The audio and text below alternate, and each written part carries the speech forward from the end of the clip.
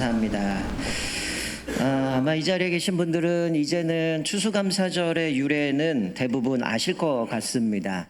혹시 모르는 분이 계실 것 같아서 다시 한번 말씀드리면, 영국의 청교도들이 이제 박해를 받으면서 그들이 신앙의 자유를 찾기 위해서 메이플라워를 배를 타고 신대륙으로 미국으로 이제 건너가게 됩니다. 처음에 이제 청교도들만 한 102명이고 그리고 배에 탔던 승무원들이 한 20 몇 명 정도 되는데, 이들이 처음에 신대륙에 도착해서 뭐 가는 가운데에 이제 배를 타고 가다가 한 명이 이제 병들어 죽고 또 한 명이 태어납니다. 그래서 숫자가 똑같은데, 이제 신대륙에 도착해서 이제 첫 해는 뭐 여러 가지 전염병이나 또 여러 가지 문제로 인해서 한 절반이 죽습니다. 그래서 한 50명 정도가 남게 되어지는데, 그에 이제 이들이 먹을 거를 해야 되니까 농사를 짓지만 환경도 다르고 이러다 보니까 추수를 할 수 없는 상황이었어요. 그래서 그 다음에 원주민들이 도움을 줘서 이제 그들이 곡식을 심게 되고 또 추수를 거두게 돼서 하나님 앞에 감사함으로 예배를 드립니다. 그리고 그때 하나님 우리들을 이렇게 신앙의 자유를 주신 거 감사합니다. 그리고 우리가 신대륙에 개척자로 불러주시고 감사합니다. 또 1년 동안 이렇게 농사져서 우리에게 소득을 얻을 수 있도록 농산물을 주신 거 감사합니다 하고 드려진 것이 계기가 돼서 추수감사 주일로 지킵니다. 우리가 맥추절 때는 성경 본문에서 맥추절이라는 근거가 있지만, 추수감사절은 그런 청교도들에 의해서 그렇게 신대륙에 넘어간 그것이 계기가 됐는데, 근데 우리가 뭐 인터넷이나 뭐 TV나 여러 가지 추수감사절 하면 늘 떠오르는 동물이 하나 있죠. 뭘 먹죠? 칠면조. 왜 먹는지 아세요? 맛있어서. 훌륭합니다. 맛있어요. 칠면조를 먹게 된 거는 그 원주민들이 이제 감사로 예배를 드릴 때에 원주민들이 칠면조와 떡인가 갖고 와서 이 청교도들에게 나눔을 통해서 그게 계기가 돼서 칠면조와 함께 먹는 게 추수감사절이 됐다라고 얘기를 합니다.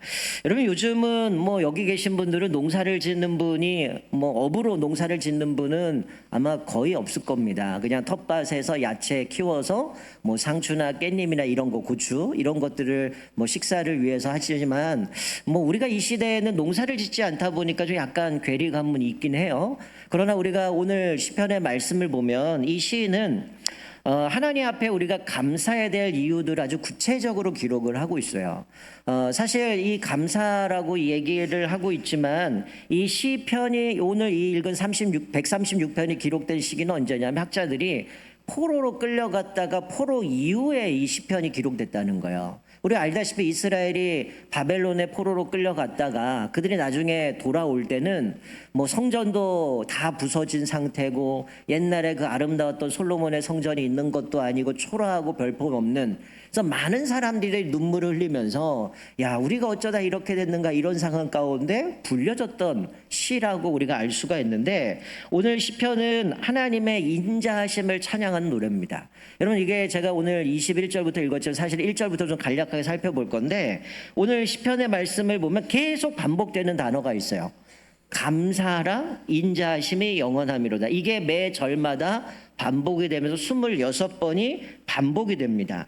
그러니까 아마도 이 시를 고백할 때 찬양으로 드려진 시였기 때문에 앞에서 집례자가 예를 들어서 1절에 있는 것처럼 여호와께 감사하라 이렇게 얘기하면 뒤에 있는 회중들이 뭐라고 고백하냐면 인자하심이 영원함이로다. 이렇게 마치 주고받는 것처럼 1절부터 26절까지 앞에 집례자가 하나님 앞에 감사해야 될 이유를 얘기하면 회중들이 하나님의 인자하심이 영원함이로다를 뒤에서 후창으로 고백하는 시가 바로 오늘 시라고 이야기를 하는 것이죠. 그래서 여기서 인자하심이라는 게 뭘까요? 인자라는 거는 헤세드라는 단어입니다. 히브리어로.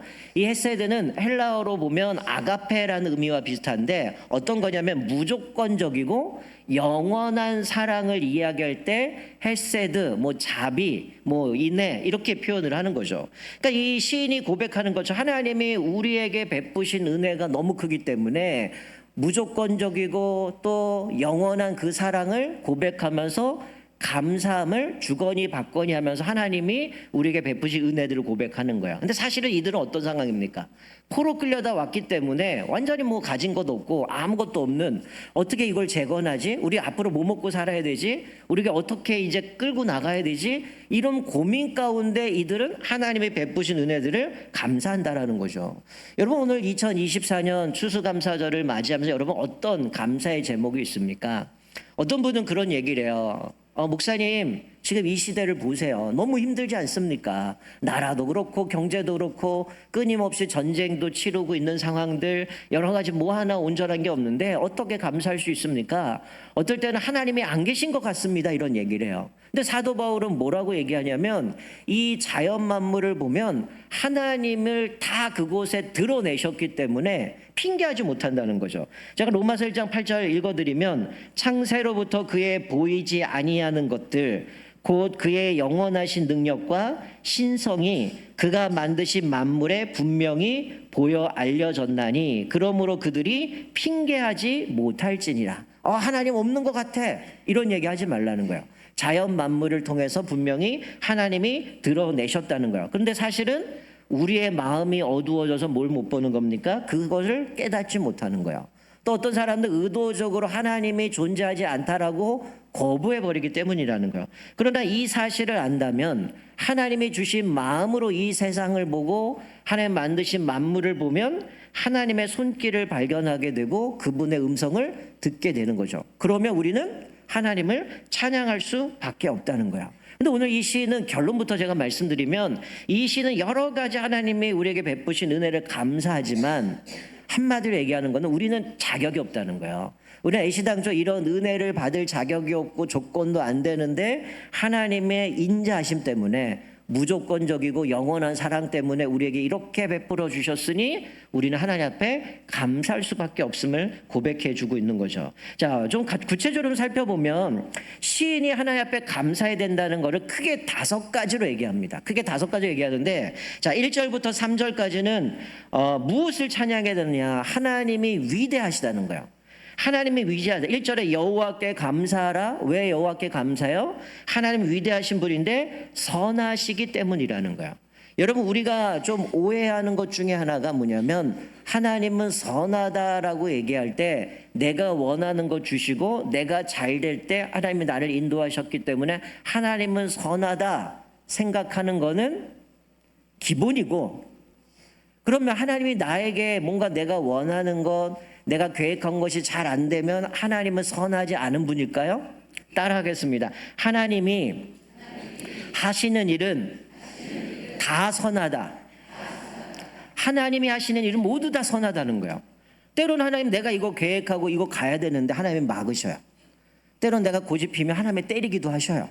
왜 그럴까요? 여기 부모님들, 우리 다음 세대들이 있는데 우리 자녀를 양육하는데 얘가 고집부려요. 자기가 이거 하겠다는 거야. 근데 엄마가 볼 때는, 아빠가 볼 때는 이거 해봐야 얘한테 아무 도움이 안 되고 손해 날 것 같고 저 길로 쭉 가면 망할 것 같아요. 그럼 어떻게 할까요, 부모님이? 너 맘대로 해라, 이러나요? 어떻게 합니까? 목숨 걸고 혼내요. 맞아요, 혼내는 거야. 왜? 안 되니까. 자, 하나님이 때로는 우리가 이 길로 가려고 하는데 얘 가봐야 손해나고 그거로 길로 가면 망하니까 하나님이 막으셔요. 근데 왜 막으셔요? 하나님이 선하시기 때문에. 하나님은 선하시기 때문에 얘 가봐야 안 될 거 하니까 막으시는 거예요. 그래서 나중에 알잖아요. 나중에 지나면, 야, 그때 내가 그 길로 갔으면은, 야, 나 끝났겠구나. 그때 갔으면 나 망하겠구나. 하나님이 안 되게 하신 게 복이구나. 이게 뭡니까?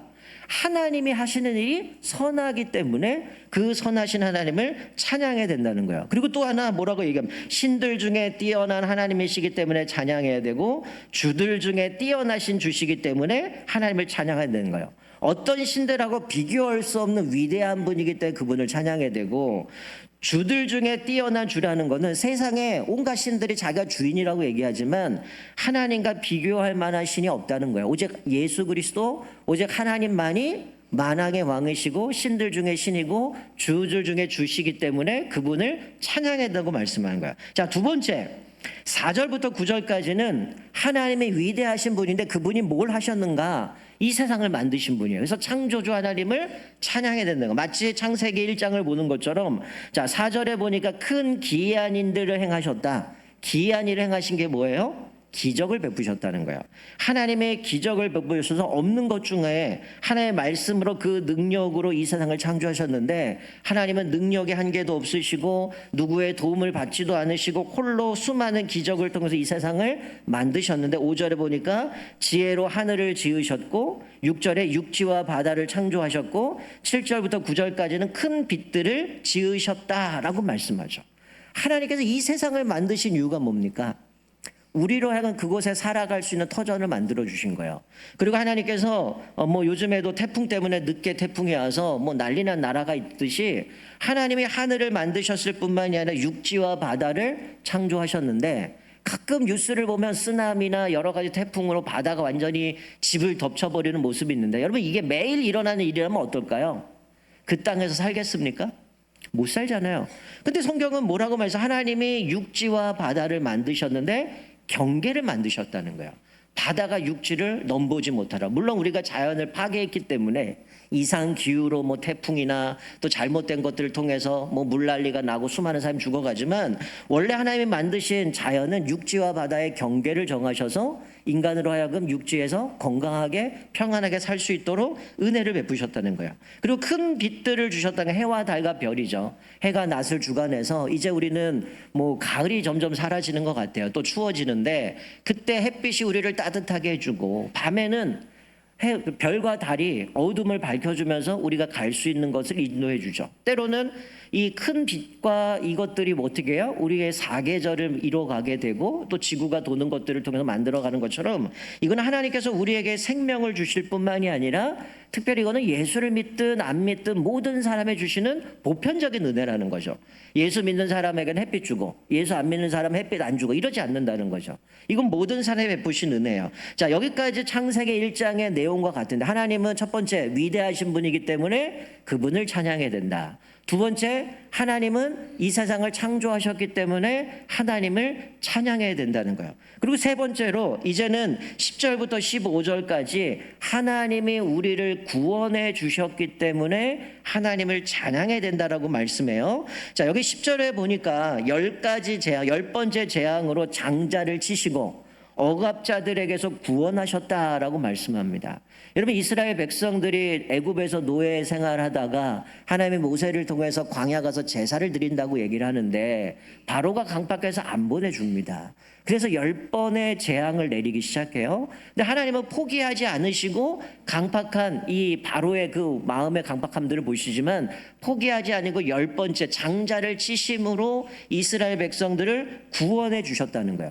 뿐만 아니라 그들의 길을 인도해 가신다. 노예 생활을 했던 사람들이 광야 길을 어떻게 알겠습니까? 11절 12절에 보니까 하나님의 강한 손과 강한 팔로 그들의 길을 인도해 내셨다라고 말씀해요. 똑같습니다.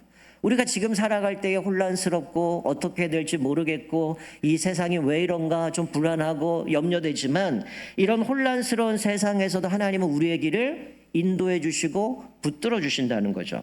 또 13절부터 15절에 보면 걸림돌을 제거합니다. 여러분, 이스라엘이 출애굽을 해요. 근데 앞에 뭐가 있어요? 홍해가 있죠. 뒤에는 애굽의 군사들이 쫓아옵니다. 하나님이 어떻게 하십니까? 걸림돌 제거하시죠. 홍해를 가르시고 이스라엘 백성은 그 물 가운데 마른 땅으로 걸어가게 만들고, 뒤쫓아오는 애굽의 군사들은 수장시켜서 다 죽이심으로 걸림돌을 제거해 주셨다라고 말씀해요. 우리 인생에도 마찬가지예요. 내가 못 느낄 뿐이지 사실 우리가 살아가면서 수많은 걸림돌이 있어요. 근데 하나님이 그것들을 제거해 주시고 하나님이 우리의 길을 인도해 주셨기 때문에 우리가 여기까지 온 줄 믿습니다. 그러니까 하나님 앞에 우리는 감사할 수밖에 없다는 거예요. 자, 첫 번째, 여러분 기억하시나요? 뭐 때문에 감사해요? 위대하신 하나님. 자, 두 번째, 창조하신 하나님. 세 번째, 구원하신 하나님. 자, 이제 네 번째는 16절부터 22절인데 우리에게 기업을 주신 하나님께 감사해야 된다라고 고백을 하는 거죠. 광야를 통과하고 큰 왕들을 치시고 유명한 왕들을 죽이시고 아모리 왕 시온을 죽이시고 바산 왕 옥을 죽이시고 땅을 기업으로 주시고 이스라엘에게 그것을 기업으로 주셨다는 거예요.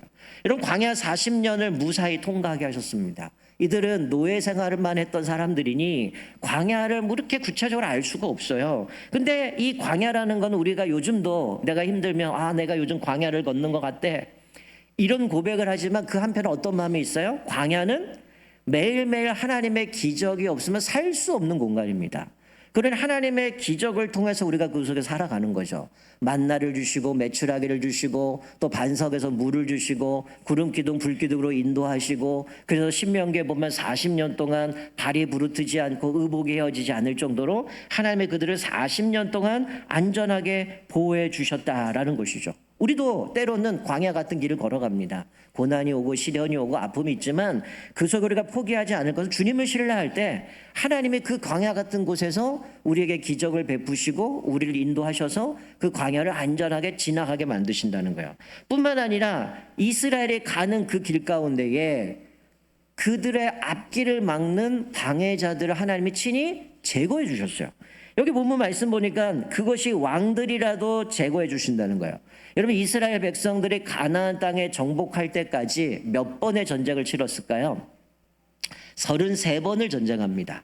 31번은 가나안 땅에 들어가 전쟁을 하고, 2번은 오늘 본문에 나오는 아모리 왕 시온, 바산 왕 옥을 합쳐서 33번의 전쟁을 해요. 딱 한 번.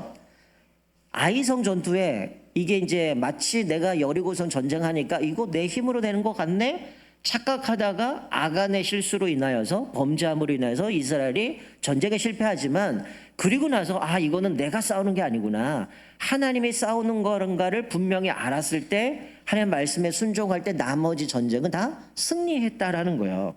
근데 하나님께서 이 33명의 왕을 물리치시는데 오늘 시인은 뭐라고 얘기합니까? 전쟁은 이들이 나가서 싸웠어요. 근데 시인은 하나님이 그 왕들을 치셨다라고 얘기를 하는 거예요. 전쟁은 얘네들이 했는데 하나님이 치셨다는 얘기 뭡니까? 늘 제가 강조하지만 열심히 일을 하고 수고하고 애를 쓰지만 뭐예요? 하나님이 은혜 주시지 않으면, 하나님이 허락해 주시지 않으면 우리는 그걸 얻을 수 없다는 거예요. 그러니까 내가 33번을 전쟁을 하지만 하나님이 그들을 치셨기 때문에 전쟁이 이긴 거잖아요. 우리 처음에 여리고 전쟁 이스라엘 백성 한 게 뭡니까? 하루에 한 바퀴 돈 것밖에 없잖아요. 마지막에는 6바퀴 돌고 외쳐라, 이거밖에 없는데 그 큰 성이 무너진 거는 이거는 하나님의 전쟁이구나. 그런 우리가 순종하면 이 전쟁에 이긴다는. 그래서 33번을 하나님께서 그 왕들을 치셨기 때문에 이스라엘 백성들이 이겼다는 거예요. 그런데 그들의 앞길을 방해하는 큰 왕들, 유명 왕들은, 이들은 노예이기 때문에 자기의 힘으로는 도저히 이길 수 없는 왕들이지만 하나님이 치셨기 때문에 이겼다는 거예요. 그리고 21절, 22절에 보면 뭐라고 말씀해요? 우리에게 기업을 주신 하나님께 감사한다는 거죠. 여러분, 기업이 뭡니까? 유산이에요. 이스라엘 백성들이 가나안 땅에 들어 전쟁을 하지만 여호수아 보면 여호수아 그의 군대들이 전쟁을 다 치러요. 그리고 하나님이 그 땅을 기업으로 유산으로 줘요. 그래서 그 땅에서 영원토록 농사짓고 거기서 생활할 수 있는 터전을 주셨는데, 근데 여호수아 1장 처음에 뭐라고 얘기하냐면 내가 밟는 모든 땅을 내게 주었노니라고 얘기합니다. 전쟁은 이스라엘이 했어요.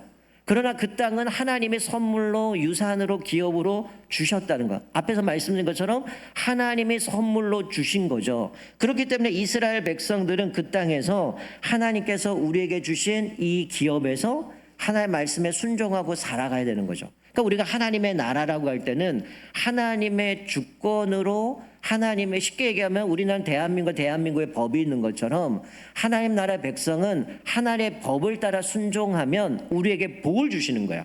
그 복으로 땅을 주신 겁니다. 그러니까 33번의 전쟁에 하나님 말씀에 순종하고 전쟁할 때 하나님이 그들을 치셨고 그들에게 이 땅을 유산으로 기업으로 주신 거라는 거예요. 그러니까 이 모든 게 뭡니까? 하나님의 은혜라는 거죠. 수고는 내가 했을지 모르지만 허락하지 않으면 얻을 수 없는 거고, 하나님이 유산으로 주시지 않으면 얻을 수 없는 거기 때문에 이들에게 그 땅을 주신 것에 대해서 감사한다는 거죠. 네 가지 얘기했어요.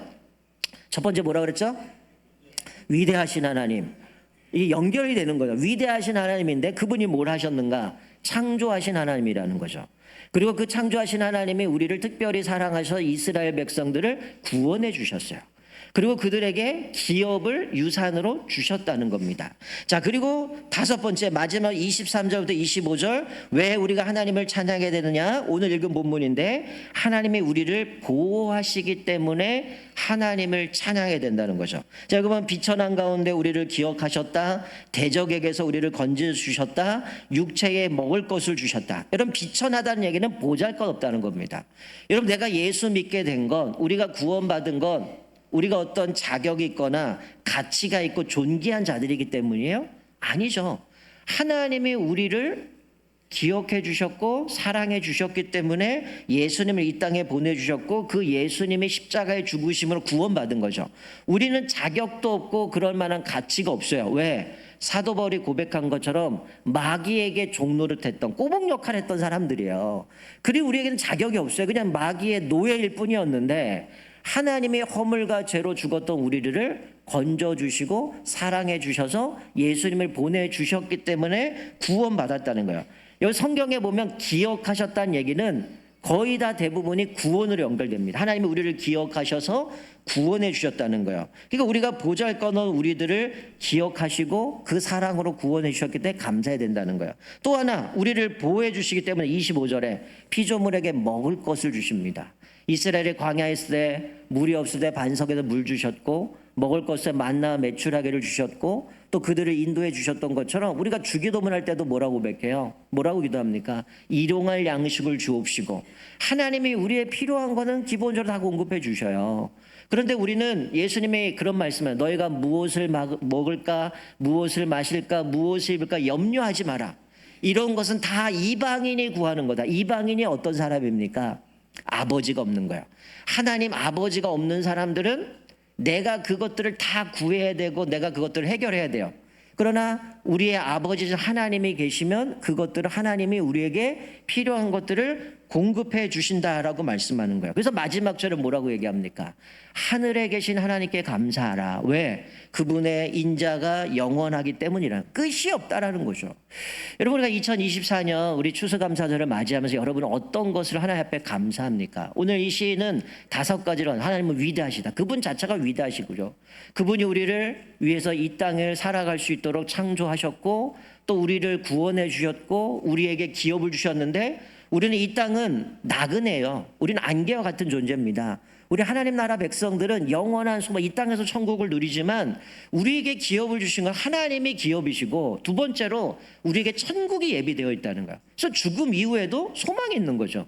우리의 영원한 기업을 주셨을 뿐만이 아니라 우리가 천국 가는 그날까지 우리를 어떻게 주셔요? 보호해 주신다는 거예요. 그래서 성도의 견인, 때로는 고난도 있고 어려움도 있고 핍박도 있고 박해도 있지만 하나님 우리로 하여금 인내하게 만들고 견디게 하시고 하나님이 붙드셔서 끝까지 책임져 주신다는 그 믿음의 고백을 통해서 우리를 끝까지 책임져 주시고 보호해 주시기 때문에 사실은 요한계시록에 나오는 내용이 뭐예요? 이런 환란이 찾아오고 인을 떼고 나팔 불고 뭐 이런 얘기 나오지만 사실은 그 무슨 심각한 뭔가 아주 저주 같은 그런 내용이 나오죠. 그거는 어떤 사람들? 예수를 알지 못하는 사람이 받을 거고 그 재앙 속에서도 하나님의 택함 받은 백성들은 그거와 상관없어. 왜? 하나님이 책임져 주시고 보호해 주시기 때문에.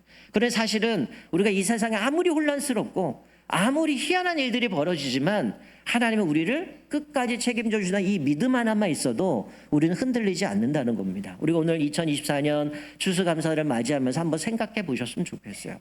오늘 이 시인은 포로로 끌려갔다 왔다가 완전히 망해버린 그런 모습 가운데 뭐 하나 감사할 수 없는 상황 속에서 하나님은 위대하신 분이고 창조하시고 구원해 주시고 우리에게 기업을 주셨고 다시 그 땅으로 돌아오잖아요. 그리고 그들을 보호해 주신 그 하나님을 고백하면서 모든 걸 찬양하는 겁니다. 여러분, 우리가 뭐 금요일이든 오후 예배 때 한번 불렀던 것으로 제가 기억하는데 예수전도단 찬양 중에 송축해 내용은 이런 찬양으로 시작하는 찬양이 있습니다.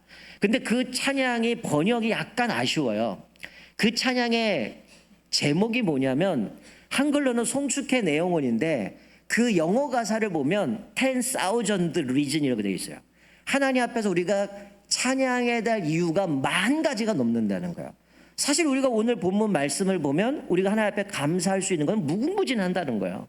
여러분이 올 한 해를 돌아보면 힘들고 어려운 일도 많지만 가만히 생각해 보면 이것도 하나님의 은혜니까 내가 이 자리에 있는 거고, 하나님 앞에서 내가 이렇게 베풀어 주신 은혜, 인자하심이 영원하기 때문에, 무조건적으로 베풀어 주신 거기 때문에 우리가 지금 이 자리에서 하나님을 예배할 수 있고 찬양할 수 있다라고 생각할 때, 우리의 삶을 돌아보면 모든 게 다 하나님의 은혜였다는 거. 아까 기도했던 학생처럼 이 모든 것이 하나님의 은혜입니다라고 얘기하는 것처럼 우리는 하나님 앞에 감사할 이유밖에 없다는 거예요. 그래서 이따 오후에 우리가 12팀이 하나님께서 우리에게 베푸신 것들 감사하면서 감사로 찬양제로 드리겠지만, 우리가 오늘 말씀을 생각하면서 이 5가지를 보면서 하나님이 나에게 주신 감사의 것들이 무엇인지 다시 한번 돌아보면서 우리 삶 속에 날마다 우리에게 베풀어 주신 그 은혜, 하나님의 그 무조건적이고 영원한 그 자비, 인자하심 때문에 우리가 주님을 찬양하는 이 시인의 고백처럼 여러분의 삶 속에서도 날마다 주님을 찬양하고 또 주님 앞에 영광 돌리는 저와 여러분 되시기를 주님의 이름으로 축원드립니다. 아멘.